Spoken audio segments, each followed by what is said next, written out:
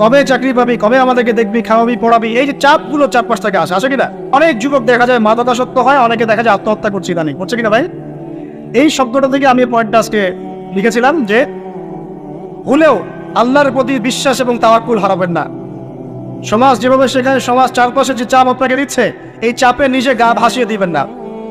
আপনি আল্লাহর কাছে দোয়া করবেন, আল্লাহর কাছে পথ চেয়ে নেবেন এবং আল্লাহর প্রতি তাওয়াক্কুল ভরসা করবেন, কখনো আত্মহত্যার পথ বেছে নেবেন। কি হয়েছে? 80 নম্বর পান নাই তো কি হয়েছে? আপনি চেষ্টা করেছেন কিন্তু চান্স পান নাই তো কি হয়েছে? চেষ্টা তো করেছেন আপনি চেষ্টা করেছেন ইউনিভার্সিটির চান্সের জন্য, আপনি চান্স পাই নাই, চেষ্টা করেছেন আপনি, বাস চেষ্টা করেছেন, পাই নাই, তাকদিরে ছিল পাই নাই, বাস। আমি আবার চেষ্টা করেছি। কখনোই আত্মহত্যার পথ বেছে নেবেন না। আর আমরা পিতা মাতাদেরকে রিকোয়েস্ট করবো, কোনো অবস্থাতেই সন্তানকে এত বেশি চাপ দিবেন না যে সন্তান তার এই কোমরটাই ভেঙে যাবে। এই সমস্যাগুলো দিন দিন বাড়ছে সমাজের লোক। কেন এত চাপ দিচ্ছেন? তার প্রতিভা কোথায় খুঁজে বের করো। তাকে জোর করে কেন টেনে লম্বা করার চেষ্টা করছেন? আমাদের সমাজে বাচ্চা হয়ে গেলেই তার পিঠে একটা সিল মেরে দেয়, হয় ডাক্তার না হলে ইঞ্জিনিয়ার। কেন? এর বাইরে কোনো প্রফেশন নাই? আমার সন্তানকে হয় ঢাকা বিশ্ববিদ্যালয়ে চান্স পেতে হবে, না হলে বুয়েটে, না হলে এখানে। এর বাইরে আর কোথাও পড়ারই জায়গা নেই। আর এখানে পড়লেই আমার সে ছেলে না আমার মেয়ে একদম সবচেয়ে বড় জ্ঞানী হবে, অন্য কোনোভাবে হবে না, এটা গ্যারান্টি দেওয়া আছে? যারা সভ্যতা বিনির্মাণ করেছেন তারা কয়জন বড় বড় ডিগ্রি সার্টিফিকেট পেয়েছেন খুঁজে বের করে দেখেন, খুঁজে বের করে। আমরা ফিলোসফির মধ্যে যে ফিলোসফারদের হিস্ট্রি পড়েছিলাম, তাদের মধ্যে বেশিরভাগই দেখা যায় স্কুলেও যায় না, কলেজেও যায় আছে, এমন আছে। আমি বলছি না আপনারা যাবেন না, আমি বলছি জ্ঞানের মানদণ্ড এটাই নয় যে আমার সার্টিফিকেট অর্জিত হয়েছে। সার্টিফিকেটটাই জ্ঞানের মানদণ্ড নয় তো। হ্যাঁ, প্রতিযোগিতার একটা জগৎ আছে, আমাকে সেই জগৎ উতরাতে হবে। আপনি চেষ্টা করবেন, যদি না হয় তাকদীরে ছিল, হয় নাই, বাস হয়। আমাকে আল্লাহ পাঠিয়েছেন তার ইবাদত করার জন্য, এখানে আত্মহত্যা করার জন্য আল্লাহ আমাকে পাঠান নাই। আমার জীবন যদি দিতেই হয় তাহলে আল্লাহর জন্য দিব ইচ্ছা, ঠিক আছে কথা? ব্যাস, দুনিয়ার জন্য নয়। আল্লাহ পাক বোঝার তৌফিক দান করুন। কটা বললাম? 7টা না 8টা? 7টা। 8 নম্বর, 8 নম্বরটা ইম্পর্টেন্ট এবং এটা আপনাদের জন্য মজাদার। সেটা হলো 8 নম্বরটা বেশি ইম্পর্টেন্ট। এটা হচ্ছে দিনের পথে চলার ক্ষেত্রে আপনি অনেক রকম মতবাদ পাবেন সামনে। কেউ বলবে আমারটা সঠিক, কেউ বলবে না ওরটা নয়, আমারটা সঠিক, কেউ বলবে না আমার দলটা সঠিক, কেউ বলবে না ওর সংগঠন সঠিক। এগুলো আপনার কান ভারী করে ফেলবে একদম। তখন মনে হবে যে আগেই ভালো ছিলাম না ভাই, নামাজ পড়তাম না, এখন নামাজ পড়া শুরু করে দেখলাম যে আরে হাতটা বাদ পড়বো, এটাই তো ফিক্স করতে পারতেছি না। আর আমার কিছু তো অভিজ্ঞতা আছে ভাই, নাকি ভাই? পুরালোকে একটা কথা বল, সেটা হলো সমাজে কিছু ইখতিলাফি মাসআলা আছে, এই মাসআলাগুলো কানেও ঢুকাবেন না। আপনি ইবাদতের মধ্য দিয়ে আল্লাহকে পাওয়ার চেষ্টা করুন। এবং চিরায়ত একটা ইসলাম আমরা ফলো করছি না, এই ইসলামের মধ্যে এমন কিছু নাই যেটা আপনাকে জাহান্নামে নিয়ে যাবে, এমন কিছু নাই। হ্যাঁ, প্রত্যেকটা ঘরানার মধ্যে কিছু বিভ্রান্ত মানুষ থাকতে পারে, এমন কিছু মানুষ এমন আমল করছে যে আমলটা হয়তো কোরআনে এবং হাদিসে নাই। এটা তার সমস্যা, কোরআন সুন্নাহর সমস্যা নয়। কথা বুঝতে পারছেন? এটা তার সমস্যা, সে এটাকে সেই বেদাতটা করছে, সেই শিরকটা করছে। তার মানে এই নয় যে কোরআন হাদিস আমাকে শিরক শিখিয়েছে, বেদাত শিখিয়েছে। কোরআন এবং হাদিসে যেটা আছে এটা সুন্দর, এবং এটা চিরায়ত একটা ক্লাসিক্যাল ইসলাম আমাদের কন্টিনেন্টে আছে, বাংলাদেশেও আছে। এখানে থাকলে আপনি বিভ্রান্ত হবেন না ইনশাআল্লাহ তাআলা। বরেণ্য ওলামায়ে কেরামদের কাছে গিয়ে অন্তত একজন হকপন্থী আলেমের সাথে পরামর্শ করে আপনি আমল করার চেষ্টা করুন। আর যে বিষয়গুলো নিয়ে ইখতিলাফ আছে এগুলো নিয়ে সমাজে মতপার্থক্য সৃষ্টি করে সমাজটাকে বিভক্ত করতে যায় না। আল্লাহর রাস্তে মসজিদ ভাগ করতে যায় না, সমাজকে ভাগ করতে যায় না। জাতিগত ঐক্যটা রক্ষা করেন, আল্লাহ পাক বোঝার তৌফিক দান। আর যদি মানুষের মধ্যে খারাপ কিছু দেখি, ওই খারাপ কিছু বিষয়টা আমি এড়িয়ে যাবো। আর কোনটা ভালো কোনটা খারাপ আমি বুঝবো কিভাবে? আমি 10 জন আলেমের সাথে পরামর্শ করবো, ব্যাস। আমি এত বড় আলেম নই, তাহলে আমি 10 জন আলেমের সাথে পরামর্শ করবো যে হুজুর এই বিষয়টা চলছে, এটা সম্পর্কে আসলে বিষয়টা কি। একটা ঘরানার দিকে কখনো আপনি সাম্প্রদায়িকভাবে বায়াস্ট হয়ে যাবেন না। আপনি আপনার চিন্তাটাকে লিবারেল রাখবেন, হকটা যেখানে পাবো সেটা নিয়ে পরিচয়। এমন নয় যে উনি বলেছেন বলেই হক, আর কারোটা নিব না, ওনারটাই নেব, এভাবে চিন্তা করবেন না। হক যেখানে আছে সেখানে যাবেন আপনি, আল্লাহ পাক আমাদেরকে বোঝার তৌফিক দান। আর যে ইখতিলাফগুলো আছে এগুলো নিয়ে সমাজকে বিভক্ত করতে যায় না, মতানৈক্য নিয়েই ঐক্য হবে ইনশাআল্লাহ তাআলা। আল্লাহ পাক আমাদেরকে এই কথাটা বোঝার তৌফিক দান। আর শেষের টুকটা হলো যৌবনকালে আমরা আমাদের পরবর্তী জীবনের প্রস্তুতি গ্রহণ করবো ইনশাআল্লাহ। কারণ বার্ধক্যের জীবনে আপনি কিন্তু এই কাজগুলো এখন করতে পারছেন, সেগুলো পরে পারবেন না। অতএব এই সময়ে আপনি আপনার রিজিকের একটা অংশ সঞ্চয় করার চেষ্টা করুন, কিছু সাস্টেইনেবল অ্যাসেট করার চেষ্টা করুন, যাতে পরবর্তী বয়সে গিয়ে আপনাকে দিনের দিকে কাজ করার জন্য দুনিয়ার ফিতনায় পড়তে না হয়। আল্লাহ পাক আপনাদেরকে হালাল রিজিকের ব্যবস্থা করে দিন, আমি দোয়া করি আল্লাহ হবে আমি। আর সবশেষ যেটা বলতে চাচ্ছিলাম, দেখুন যৌবনকালে আমরা যা করতে পারবো অন্য সময় পারি না, তাই এই যৌবনেই ইলম অর্জন করেন আল্লাহ পাকের দিনের এই দাওয়াতের মেহনত আমরা শহরে শহরে গ্রামে গঞ্জে জেলায় উপজেলায় প্রত্যন্ত অঞ্চলে সমস্ত জায়গায় পৌঁছে দিব ইনশাআল্লাহ। যৌবনকালে আমরা বেশি বেশি দাওয়াতি কাজ করার চেষ্টা করবো, আল্লাহ পাক তৌফিক দান। যতটুকু জানেন, আপনি এতটুকু জানেন না যে নামাজ পড়তে হয় 5 ওয়াক্ত, তাহলে নিজে পড়েন মানুষকে নামাজের দাওয়াত। আপনি এতটুকু জানেন না যে ভাই সুদ খাওয়া হারাম, জানেন কি না ভাই? ব্যাস আপনি মানুষকে বলেন যে ভাই হালাল খাই, সুদ না খাই। আপনি এতটুকু জানেন না যে জেনা করা হারাম, বাস আপনি আপনার বন্ধুকে দাওয়াত দেন, ভাই জেনার দিকে যাস না এবং হারাম অ্যাফেয়ার্সে যাস না। যতটুকু জানেন অতটুকু মানুষের কাছে পৌঁছে দেন, আল্লাহ পাক তৌফিক দান। যুবক ভাইদেরকে আমি 10টা নসিহত করলাম আজ, এই নসিহতগুলো একটু মেনে চলেন, যৌবনটা সুন্দর হবে ইনশাআল্লাহ। এছাড়া অনেক নসিহত আছে, এগুলো ওই যে বইগুলোর নাম বলে দিয়েছি, আল্লামা তাওফিক উসমানী হুজুরের যে বইগুলো এগুলো পড়েন, ইনশাআল্লাহ দেখবেন আরো অনেক হেদায়েত আপনি পাবেন। মোটা দাগি কথা হচ্ছে ইলম অর্জন করতে হবে। রাজি আছে কিনা ভাই? রাজি আছে কিনা বলেন? ইলম অনুযায়ী আমল বাড়িয়ে দিব, রাজি আছে কিনা? হকপন্থী ওলামায়ে কেরামের সাথে পরামর্শ করে চলবো, রাজি আছে কিনা? আমরা যৌবনকালে হালাল রিজিক অন্বেষণের চেষ্টা করবো, রাজি আছে কিনা? যৌবনের সময়কে বিন্যাস করে চলবো, এলোমেলো জীবনযাপন করবো না, রাজি আছে কিনা? নারীদের ফিতনা থেকে বেঁচে থাকার চেষ্টা করবো, রাজি আছে কিনা? আগামী দিনের জন্য ইসলামকে এগিয়ে নেওয়ার জন্য দাওয়াতের মেহনত করবো, রাজি আছে কিনা? আচ্ছা, এখন আসেন, এইগুলো আমাদের করণীয় ছিল, আমাদের যুবকরা এখন করছে কি সেটা শুন। আমাদের যুবকরা এখন কিশোর গ্যাং করছে, কিশোর গ্যাং কি করছে? আপনাদের পরিবারের কর্তা যারা আছেন তাদেরকে আমি একটু রিকোয়েস্ট করবো, আপনার সন্তানের দিকে খেয়াল রাখেন। আপনার সন্তানকে যত ছোট মনে করছেন, আপনার সন্তান এখন এত ছোট নয়। কিশোর বয়সে সে এমন পাপও করে ফেলেছে যা আপনি এখনো করেন নাই। কিশোর বয়সে এমন এমন পাপ করা তার শেষ যা আপনি এখনো চিন্তাও করতে পারেন না। অতএব সন্তানকে শুধু গায়ে গতরে বড় করলে হয় না, আমরা যে সন্তানকে মানুষ করার জন্য নিজের খাম ছেড়ে দিচ্ছি, মানুষ করার অর্থ হচ্ছে ওর আত্মাটাকে গড়ে তোলা, দেহটাকে গড়ে তোলা নয়, আর আত্মাটাকে গড়ে তোলো। সন্তান থেকে খেয়াল রাখেন। দেখেন শহরে কিশোর গ্যাংয়ের দৌড়তে টেকা যাচ্ছে না, রাস্তাঘাটে ছিনতাই করছে, মাদক সেবন করছে, মানুষের সম্পদ মোবাইল দুঃখ করে কেড়ে নিয়ে দৌড় দিচ্ছে, এক গ্যাং আরেক গ্যাংয়ের সাথে মারামারি করছে। এগুলো শিখছে কোত্থেকে? এগুলো শিখছে আপনার ওই যে অপসংস্কৃতি দেখে দেখে। পশ্চিম থেকে, আমাদের পার্শ্ববর্তী থেকে অনেক অপসংস্কৃতি ঢুকছে ভিতরে, ওটা দেখে দেখে দেখে দেখে শিখছে কি করতে হয় না। 2টা গ্যাং তৈরি করছে এবং সিনেমাতে যেমন দেখানো হয় সে নিজেকে ওই রকম করে চিন্তা করা শুরু করেছে। এই কনসেপ্টগুলো মানুষ পাচ্ছে কোথায়? নাটক সিনেমা থেকে পাচ্ছে। একটা দল ক্রিয়েট করেছে, সে সেই দলের নেতা হয়েছে, আরেক দল তাকে মারতে আসছে, সে আবার তাকে মারতে যাচ্ছে। এই যে জিনিসগুলো, এগুলো নাটক সিনেমায় দেখানো হচ্ছে না এখন। যুবকরা শিক্ষা থেকে এগুলো। বাংলাদেশের মেয়েদেরকে একসময় শেখানো হয়েছে তুমি সুন্দর না, তুমি কি না, তাদের মনে ঢোকান তুমি সুন্দর না, আরো সুন্দর হতে চাও, আরো সুন্দর হতে চাও, এই ক্রিম মাখো সুন্দর হয়ে যাবে। এই একটা কনসেপ্ট ঢুকিয়ে দিয়েছে মাথায়, তুমি সুন্দর না, তোমাকে আরো সুন্দর হতে হবে। আল্লাহ তোমাকে যে সৌন্দর্য দিয়েছেন এটা যথেষ্ট না, অন্যরা আরো অনেক বেশি সুন্দর, তুমি সুন্দর না, এই ক্রিম মাখো সুন্দর হবে। এই করতে করতে করতে ক্রিমের ব্যবসা শুরু হবে। বাণিজ্য, সবকিছু পিছনে কি থাকে? বাণিজ্য, আর কিছু না। তারপর শুরু হলো যে পার্লার, অমুক ক্রিম, তমুক ক্রিম, অমুক সোলো, এই সেই, বাস মেয়েরা পাগল হয়ে গেল।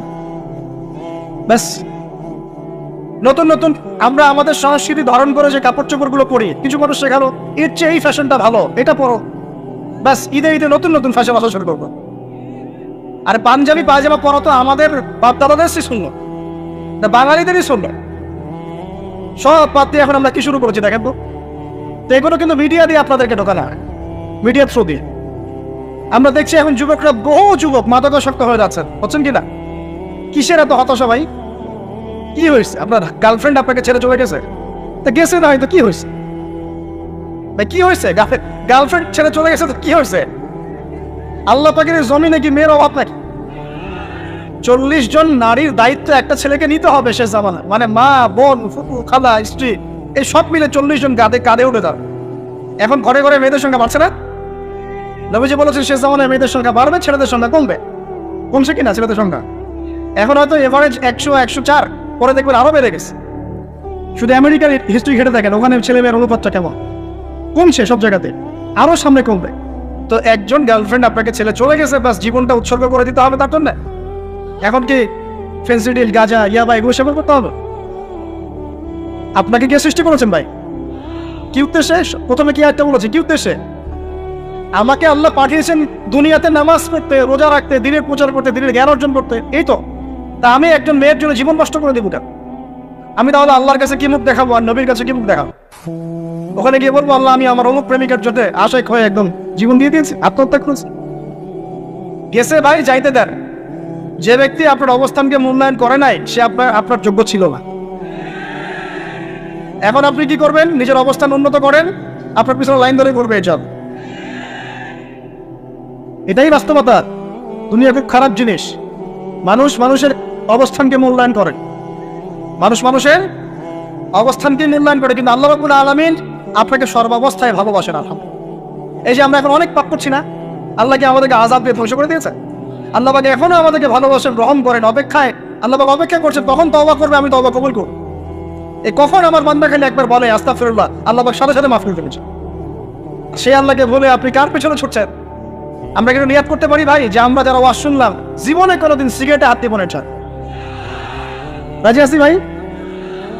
অন্য বড় বড় জিনিস তো বহুত দূরের কথা। আচ্ছা, অনেকে রাজি হয় নাই কেন? আপনারা কি অলরেডি আসক্ত? আমি অনেক ভাইকে দেখেছি মাশাআল্লাহ ইফতার খুলেই একদম বেনশন টানা শুরু করে। হ্যাঁ, এটা যে হারাম আপনাদের কেউ ওয়াজ করে শোনায় নাই? এটাকে কি মনে করেন আপনারা, হারাম না হালাল? কেউ বলেছে মাকরু, নাকি মাকরু ফতোয়া দিয়েছে? মাকরু শব্দের অর্থ জানেন আপনি? মাকরু শব্দের অর্থ কি শোনেন। সূরা বনী ইসরাঈল খুলবেন। কোন সূরা? সূরা বনী ইসরাঈল। আল্লাহ পাক বলছেন আমি বনু ইসরাঈলকে এই কাজগুলো করতে নিষেধ করেছেন। কোন কোন কাজ? জেনা করো না, জেনার ধার কাছে যেও না, এতিমের মাল আত্মসাৎ করো না, শিরক করো না, ইত্যাদি। যারা আলেম আছেন তারা আমার কথা বুঝবেন। এই কাজগুলোর পরে আল্লাহ পাক বলছেন যে এই প্রত্যেকটা কাজ আল্লাহর কাছে মাকরুহ, অপছন্দ। কিসের? অপছন্দ। তাহলে এটাকে আপনি সহজ মনে করছেন? নিয়াত করে আল্লাহ পাকের সন্তুষ্টির জন্য আমরা কোনোদিনও মাদকের সাথে সম্পৃক্ত হব না। আর বিশ্বাস করেন, শুধুমাত্র মাদকদ্রব্য নিয়ন্ত্রণ অধিদপ্তর এই আইন কানুন এগুলো দিয়ে, জরিমানা দিয়ে মানুষকে মাদক ছাড়ানো যাচ্ছে না, যাবে না। কেন যাবে না এটা আপনারা খুব ভালো করেই জানেন, আমি বলতে চাচ্ছি না। অনেক সময় মাদক বিরোধী কনসার্ট করে মানুষ, মাদক বিরোধী কনসার্টে ওঠার আগে এক বোতল ডাইল খেয়ে আসে। এগুলো কি বাস্তব কথা বলছি না অবাস্তব কথা বলছি? আমাদের যুবক ভাইরা কোশ্চিন কেন মাদকের ধার কাছে যাবেন না? একটা হাদিস খালি মনে রাখেন, একটা, এই হাদিসটা মনে রাখেন। নবী সাল্লাল্লাহু আলাইহি ওয়াসাল্লাম বলেছেন কেউ যদি মাদকদ্রব্য সেবন করে তার 40 দিনের নামাজ কবুল হবে। সিগারেট একটা খেয়েছি, 40 দিন নামাজ নাই। এরপর যদি সে তওবা করে আল্লাহ মাফ করে দিবে। আবার যদি মাদক খায় আবার 40 দিন কবুল হবে। যদি আবার তওবা করে আল্লাহ মাফ করে দিবে। আবারও যদি খায় আবারও 40 দিন কবুল হবে না, আবারও তওবা করলে আল্লাহ আবার মাফ করে দিবে। চতুর্থবার সে যদি মাদক খায়, আল্লাহ রাসূল সাল্লাল্লাহু আলাইহি ওয়াসাল্লাম বলছেন আল্লাহ পাক কিয়ামতের মাঠে তাকে তিলাতুল খাবাল পান করাবেন। কি পান করাবেন? তিলাতুল খাবাল। সাহাবীরা বলেন ইয়া রাসূলুল্লাহ এটা কি? তিলাতুল খাবাল কি? নবী সাল্লাল্লাহু আলাইহি ওয়াসাল্লাম বলছেন এটা হচ্ছে জাহান্নামীদেরকে আযাব দেওয়ার পর তাদের রক্ত মাংসের যে পুঁজ বের হবে, এই যে ড্রিঙ্কস, জাহান্নামের হার্ড ড্রিঙ্কস, এই ড্রিঙ্কস এর নাম হলো তিলাতুল খাবাল। আল্লাহ পাক আমাদের সবাইকে মাদক থেকে বাঁচিয়ে রাখুন। হতাশা মাদক দিয়ে দূর হয় না। হতাশা দূর হবে বলে দিব 3টা জিনিস, মাত্র 3টা। কয়টা ভাই? 1, 5 ওয়াক্ত নামাজ। একটি নামাজে আপনি ওযু করে সিজদা দেন, ইনশাআল্লাহ আপনার মনে প্রশান্তি না আসলে আমাকে এসে বলে যে আসে না। চোখের পানি, মনের আবেগ যা আছে আপনার ভিতরে, কষ্ট, দুঃখ, যন্ত্রণা সব আল্লাহকে ঢেলে দিবেন ইনশাআল্লাহ। নিজের আবেগ ধরে রাখবেন এখানে, আপনি আল্লাহর চোখে ঢেলে দিবেন। মানুষকে আবেগ দেখে কি না? মানুষ আপনার চোখের পানির মর্ম বুঝবে? মানুষ কি মানুষের চোখের পানির মর্ম বুঝে? আপনার পিতা যদি মারা যায় আমার কাছে এসে দোয়া চান কান্নাকাটি করে, আমি দোয়া করতে পারবো কিন্তু আমি কিন্তু আপনার ফিলিংসটা বুঝতে পারবো, আপনার অনুভূতি কে বুঝতে পারবেন? আল্লাহ পাক আপনার ঘাড়ের রগের চেয়েও কাছে আছে। সুবহান আল্লাহ পাক ঘাড়ের রগের চেয়ে কাছে আছে। গতকালকে বাংলাদেশের একজন বরেণ্য আলেমের সাথে একটা কনফারেন্সে ছিলাম। উনি বলছিলেন যে এক ব্যক্তি, এটা শোনেন, এক ব্যক্তি খুব তার শখ যে তিনি সাহাবীদের মতো নামাজ পড়া শিখবেন। কথা বুঝতে পারছেন? সাহাবীদের মতো নামাজ শিখবেন। তো একজন বরেণ্য আলেমের কাছে এসেছেন, এসে বলছেন যে আমাকে সাহাবীদের মতো নামাজ শিখিয়ে দেন। তখন সেই আলেম আরেকজন আলেমের সন্ধান দিয়েছে, যা তুমি তার কাছে যাও, তিনি শেখাবেন। তো সেই ব্যক্তি একটু অবাক হয়েছেন, কারণ যাকে প্রশ্ন করেছিলেন তিনি অনেক বড় মুহাদ্দিস, আর যার কাছে পাঠানো হচ্ছে তিনি অত বড় মুহাদ্দিস নন কিন্তু আবেদ, আমল করেন। তাকে গিয়ে বলছেন উনি আমাকে পাঠিয়েছেন সাহাবী ওয়ালা নামাজ শিখিয়ে দেন। তখন তিনি বলছেন ঠিক আছে, সুন্দর করে ওযু করে আসুন। সুন্দর করে ওযু করে আসো। ওযু করার সময় খালি খেয়াল রাখবা যে আমি ওযু করছি শুধু আল্লাহর সন্তুষ্টির জন্য। কি খেয়াল রাখবেন? ওযু করছি শুধু আল্লাহকে রাজি খুশি করার জন্য ওযু করছে, আর কোনো উদ্দেশ্য নাই আমার। ওযু করতে যাচ্ছে, তিনি আবার বলছেন দাঁড়াও, শুধু আল্লাহকে রাজি খুশি করার জন্য ওযু করো। আবার শুরু করছেন, আবার বলছেন শোনো, শুধু আল্লাহকে রাজি খুশি করার জন্য ওযু করো। এভাবে বলতেই আছেন, নামাজে দাঁড়িয়ে আছেন, দাঁড়ানোর আগে বলছেন শোনো, শুধু আল্লাহকে রাজি খুশি করার জন্য নামাজ পড়ো। বলতেই আছেন। এক পর্যায়ে সে ব্যক্তি নামাজ শুরু করলো, নামাজে মনোযোগ এদিক ওদিকে যায়, আর তার মাথায় এটা আসে, এই শুধু আল্লাহকে রাজি খুশি করার জন্য আমাকে নামাজ পড়ো, শুধু আল্লাহকে রাজি খুশি করার জন্য নামাজ পড়তে হবে। এই চিন্তা তার মনের মধ্যে ঘুরপাক খাচ্ছে। এভাবে নামাজটা সে শেষ করে চিন্তা করছে যে নামাজ তো পুরোপুরি মনোযোগ দিতে পারলাম না। বারবার মাথার মধ্যে এরকম চিন্তা আসছে, আল্লাহ আমাকে মাফ করে দাও, নামাজটা আমার মনে হলো না ঠিক মতো। তখন সে ফিরে এসে তার সে ওস্তাদকে বলছেন, আমার তো নামাজ এরকম করে পড়লাম, কিন্তু শেষমেশ মনে হলো যে নামাজটা হয়তো কবুল হয় নাই, আল্লাহর কাছে খুব মাফ চাইলাম, আল্লাহ আমাকে মাফ করে দাও, নামাজটা হলো না। তখন সেই যে প্রথম ব্যক্তি যিনি পাঠিয়েছেন, তিনি বলছেন এটাই হলো সাহাবীওয়ালা নামাজ। তারা আল্লাহকে রাজি খুশি করার জন্য নামাজ পড়তেন, নামাজ শেষ করে আল্লাহর কাছে ইস্তেগফার করতেন, আল্লাহ কিছুই হলো না, কিছুই হলো। আর কথা কি বুঝতে পারছেন? অতএব আল্লাহকে রাজি খুশি করার জন্য আপনি আপনার আবেগ, আপনার ইবাদত সব ঢেলে দিবেন, অন্য কারো কাছে কিছু পাওয়ার আশা করুন। অতএব নামাজ আপনার মাদকের দিকে যাওয়া লাগবে না, নামাজই আপনার হতাশা দূর করে দেবে ইনশাআল্লাহ। 2 নম্বর আমল হচ্ছে কোরআন তেলাওয়াত। যে ব্যক্তি কোরআন তেলাওয়াত করতে পারে নিয়মিত, তার মনের মধ্যে এই হতাশা, এই ভীরুতা, এই কাপুরুষতা কিছু আসবে না ইনশাআল্লাহ। আমি গ্যারান্টি দিচ্ছি আপনাকে, হতাশা আসবেই না আপনার মনে যদি আপনি কোরআন বুঝতে পারেন। কোরআনের একটা আয়াত নিয়ে কোনো সময় দেখা যায় 2-3 ঘন্টা সময় পার হয়ে যাচ্ছে, আয়াতটা ছেড়ে সামনে যেতে পারছি না। কোরআনের ভিতরে ঢুকলে আপনি দুনিয়ায় ভুলে যাবেন কি হচ্ছে আশপাশে। আমি আমার অনেক আলেমকে দেখেছি যে একটা বই, পাতলা একটা বই, আরবি বই নিয়ে পড়া শুরু করেছেন, যে ফজরের পরে জোহরের ওয়াক্ত হয়ে যাচ্ছে, বইটাই শেষ করতে পারবেন। বুঝতে পারবেন? যখন আপনি ইলমের ভেতরে ঢুকে যাবেন, কোরআনের ভিতরে, হাদিসের ভিতরে, আপনার দুনিয়ার খেয়ালই নাই। একজন আলেম, তিনি এক রাত্রে একটা বই লিখেছিলেন, চটি বই, এক রাত্রের মধ্যে।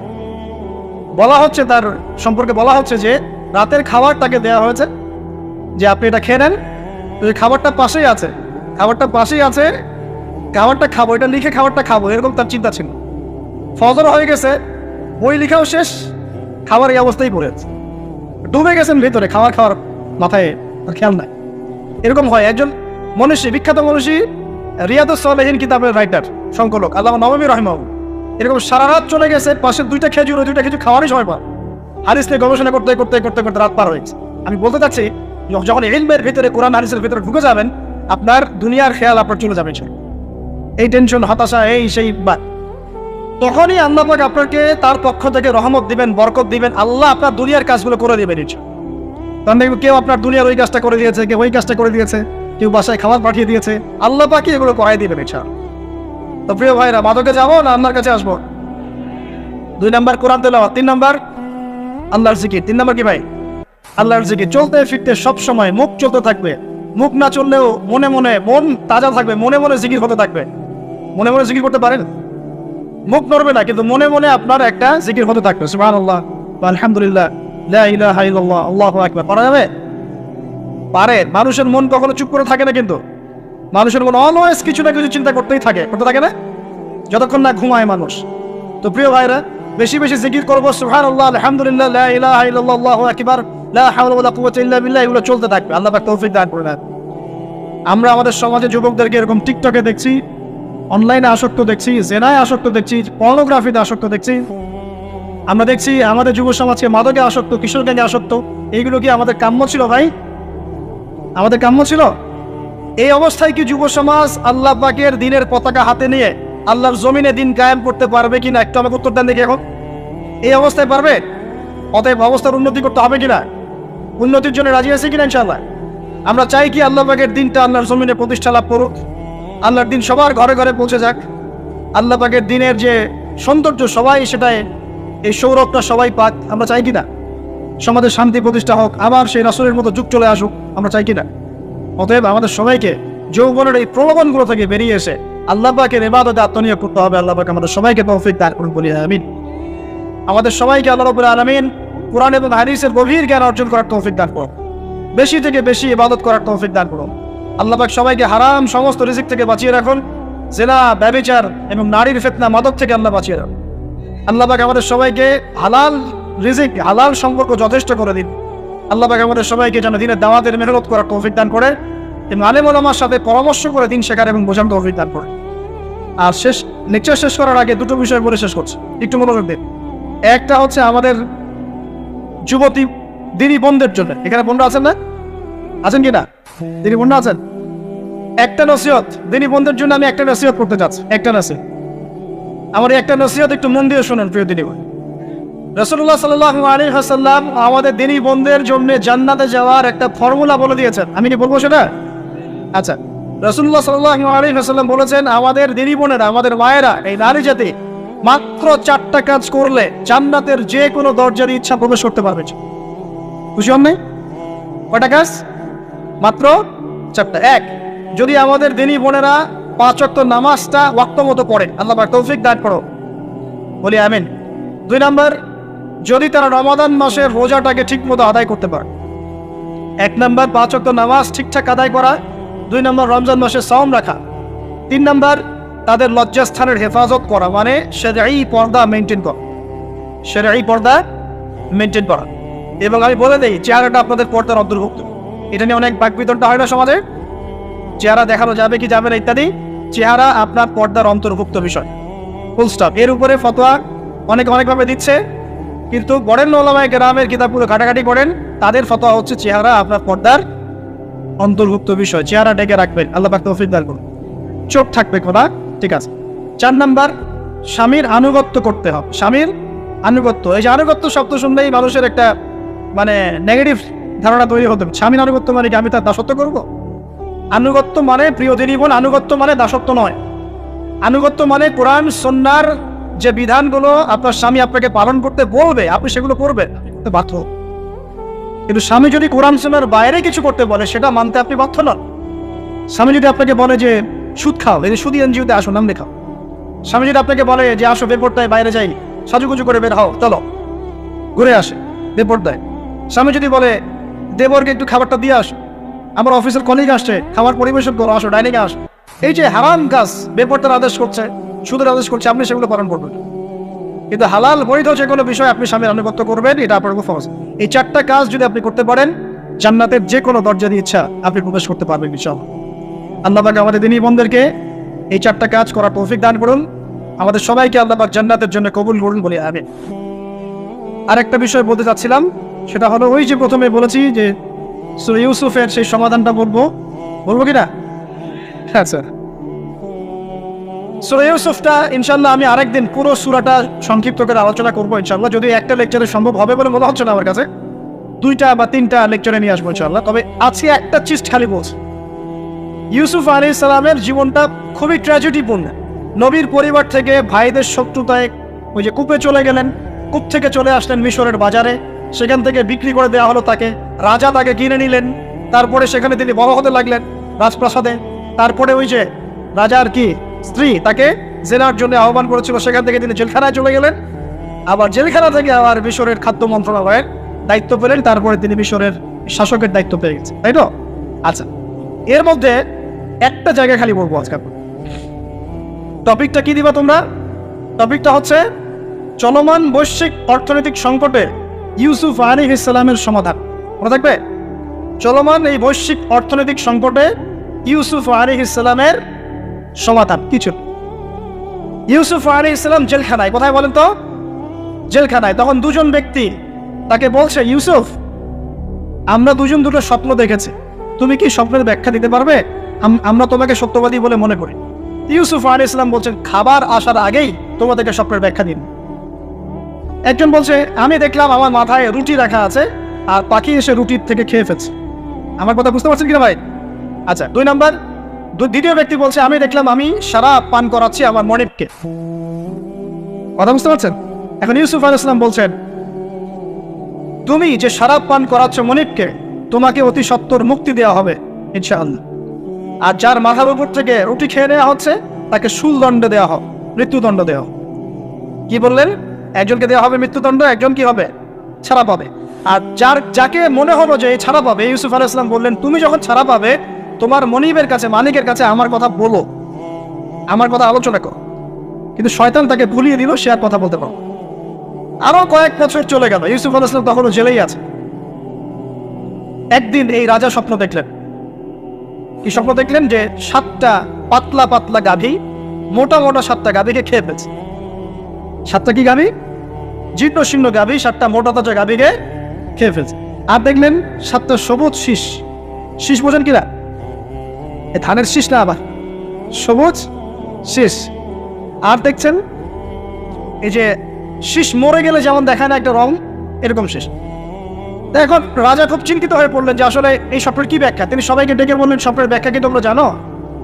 তখন রাজ্য পরিষদের এই যে এমপি মন্ত্রী যারা আছে তারা বলছে, না এটা কি স্বপ্ন, এটা একটা বাজে স্বপ্ন, উদ্ভট স্বপ্ন, আমরা এটার মানে জানি না। আমরা হলো তাই তো বলতাম নাকি ভাই? কিন্তু ওই ব্যক্তি স্মরণ হয়ে গেল যে ছাড়া পেয়েছে, আরে ইউসুফ তো স্বপ্নের ব্যাখ্যা দিতে পারে। দৌড়ে গেলেন তিনি জেলখানায়। ইউসুফ আইয়ুহাস সিদ্দিক, এই সত্যবাদী নবী ইউসুফ, আমাকে কি এই স্বপ্নের ব্যাখ্যা বলতে পারবেন? 7টা জীর্ণ শীর্ণ গাভী 7টা মোটা তাজা গাভীকে খেয়ে ফেলছে। ইউসুফ আলাইহিস সালাম এই স্বপ্ন শুনে বললেন, ইউসুফ আলাইহিস সালাম শুধু স্বপ্নের ব্যাখ্যাই দিলেন না, বরং এই স্বপ্ন যে সত্য এটা তিনি বিশ্বাসও করলেন। এই স্বপ্ন একটা সমস্যাকে নির্দেশ করছে এটাও বুঝে ফেললেন। এই সমস্যার সমাধানও তিনি দিয়ে দিন। বলেন সুবহানাল্লাহ। আমার কথা বলছেন, ইউসুফ আলাইহিস সালাম স্বপ্নের ব্যাখ্যা দিচ্ছেন না, বরং স্বপ্নটা যে সত্য তিনি মেনে নিচ্ছেন এবং এই স্বপ্নের ফলে একটা সামনে খারাপ সময় আসতে যাচ্ছে এটা তিনি বিশ্বাস করছেন এবং এর সমাধান তিনি জাতিকে দিচ্ছেন। ইউসুফ আলাইহিস সালাম বলছেন, তোমাদের সামনে 7 বছর দুর্ভিক্ষ হবে। কি হবে বলেন? 7 বছর। সারা বিশ্বের অর্থনৈতিক প্রেক্ষাপটে একটু বিবেচনা করেন তো, যে আমরা একটা খারাপ সময় টিকে যাচ্ছি না আস্তে আস্তে, এবং নীরব একটা দুর্ভিক্ষ সারা ওয়ার্ল্ডে চলছে না? করোনার সময় ছিল, ওই সময় একটা সমস্যা ছিল, ইউক্রেন রাশিয়ার ইস্যু ছিল, আরো অনেক ইস্যু আছে, শুধু এগুলো ইস্যু নয়, অপচয় ইস্যু আছে, দুর্নীতি ইস্যু আছে, জুলুম আছে, তারপরে যে পারমাণবিক ক্ষেত্রগুলো আছে, বড় বড় পরাশক্তিদের চাপ আছে, অনেক ব্যাপার আছে, রিজার্ভ কমে যাওয়া, অনেক বিষয় আছে। সারা বিশ্ব একটা অর্থনৈতিক মন্দা দেখছে কিনা? ইউসুফ আলাইহিস সালাম বললেন, 7 বছর তোমাদের এখানে প্রচুর ফসল ফলবে। এটা 7টা সবুজ শীষ, প্রচুর ফসল ফলবে তোমাদের এই অঞ্চলের মধ্যে। তোমরা একটা কাজ করো, তোমরা ওই 7 বছরের ফসলের যতটুকু অংশ তোমাদের না খেলে নয়, অতটুকু দিয়ে তোমরা তোমাদের জনগণের চাহিদা পূরণ করো, আর বেশি অংশটাকে রিজার্ভ করে রেখে দিন। আমার কথা বুঝতে পারছেন? ইউসুফ আলাইহিস সালাম বলছেন না যে স্বপ্নটা সত্য, তিনি সমাধান দিচ্ছেন উল্টা। এটা তো হবে সামনে, স্বপ্ন সত্য মিথ্যা তো দূরের কথা, এটা সামনে হতে যাচ্ছে। 7 বছর তোমরা প্রচুর ফসল ফলাবে, এই ফসলের একটা বড় অংশ রিজার্ভ করে রেখে দিও, আর বাকি অংশটা দিয়ে তোমরা জনগণের চাহিদা পূরণ। মানে অপচয় করা যাবে না, যাবে কোনো সম্পদ অপচয় করা যাবে। এরপর তোমাদের সামনে আসবে 7টা বছর দুর্ভিক্ষের বছর, আকাশ বৃষ্টি বন্ধ করে দেবে। আকাশ কি করবে? বৃষ্টি বন্ধ করে দেবে। তার মানে ওই 7 বছর আমরা কিভাবে চলবো তাহলে? এই যে রিজার্ভ করেছি, এই রিজার্ভ বা সঞ্চিত সম্পদ দিয়ে আমরা 7 বছর চলবো। এরপরে আল্লাহ রাব্বুল আলামিন 8ম বছরে আকাশ থেকে বৃষ্টি বর্ষণ করবেন, আবার ফসল ফলবে।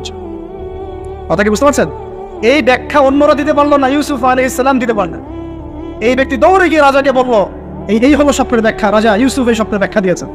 রাজা কত বিচক্ষণ ছিলেন, রাজা সত্য মিথ্যা চিনতেন, তিনি বুঝতেন যে আসলেই সত্য কাকে বলে, মিথ্যা কাকে বলে। এই আমার এমপি মন্ত্রীটা শোনো, তোমরা কেউ সমাধান দিতে পারো নাই, ইউসুফ সমাধান দিয়েছে। ইউসুফকে আমার কাছে নিয়ে আসো, আমি তাকে আমার কাছে নিকটে আসন দিব। বলেন সুবহানাল্লাহ।